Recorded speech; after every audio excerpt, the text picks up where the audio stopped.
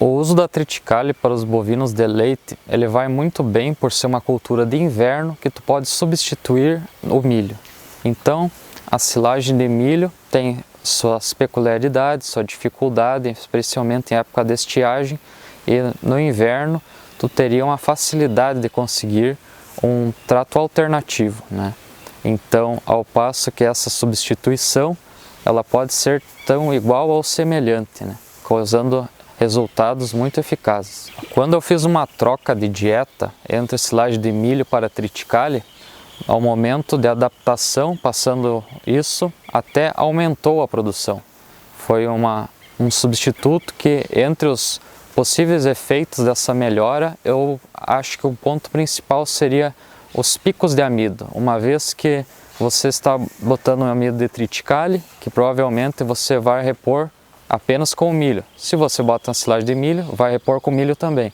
Então assim, você colocando um amido de triticale e repor em um milho, uma ração, você tem picos diferentes, que você não atingiria, a menos que tenha uma silagem desse modo. Aproveitei o inverno para aumentar os alimentos das vacas, uma vez que a área destinada no verão é muito competitiva com o soja, e portanto no inverno ela deu uma maior disponibilidade de armazenamento, um estoque de alimentação para os animais e mais essa substituição. A adaptação para a silagem de triticale foi muito fácil, até uma silagem tem um odor muito bom, bem palatável, né? Ao ponto que só vai mudar, tanto o milho você tem facilidade para fazer ela mais úmida, né? E você teria que acertar bem o ponto de corte para não deixar a matéria tão seca de uma silagem de inverno, mas ao passo, se você passar água, por exemplo, ela já fica tão palatável mesmo tendo até 50% de matéria seca. Então, tirando o fato do ponto de seca, né, quanto de matéria seca, a adaptação, a palatividade, o próprio olfato do animal aceita muito bem. Ela é uma silagem que tem um cheiro muito agradável até. A quantidade de matéria produzida por hectare foi bem satisfatória, comparado até outras culturas de inverno, né? A produção da triticale ela dá um porte alto, ela tem competitividade muito boa contra a azevém. O fato, acredito, diminuir muito a luminosidade acaba abafando o azevém. E, portanto, ela fica a matéria só dela, bem pura, dá bom rendimento. Eu peguei de matéria total, em torno de 18 toneladas, mas o corte foi bem alto, ficou matéria na lavoura ainda e, além do mais, o ponto de corte também foi passado, né? Então tive uma matéria bem seca, o que diminuiu o volume também. E mesmo assim peguei 18 toneladas.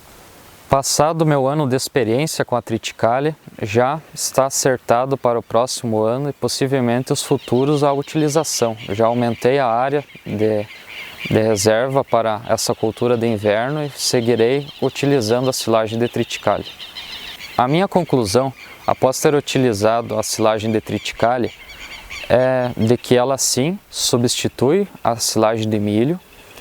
Então tem uma alternativa, principalmente após anos de estiagem, ter um armazenamento, uma reserva, uma cultura que vai ser de menor risco, podemos assim dizer.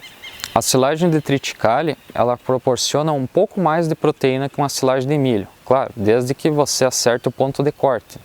Mas é bem interessante, então, analisando essa opção, né? Se você diminuir um pouquinho a matéria seca, logo você vai pegar mais proteína e vai ser bem interessante.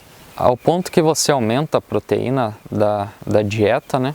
Você tem aumento de produção e diminuição de complemento de proteína para ajuste dessa dieta, o que seria na ração. Então é muito interessante, muitas vezes que a proteína é um limitante da produção, uma vez que o amido é fácil colocar 1 quilo a mais de milho ou um caroço de algodão, mas a proteína é difícil repor, é ao ponto que você tem já na silagem um nível maior de proteína, você está garantindo uma produção mais elevada.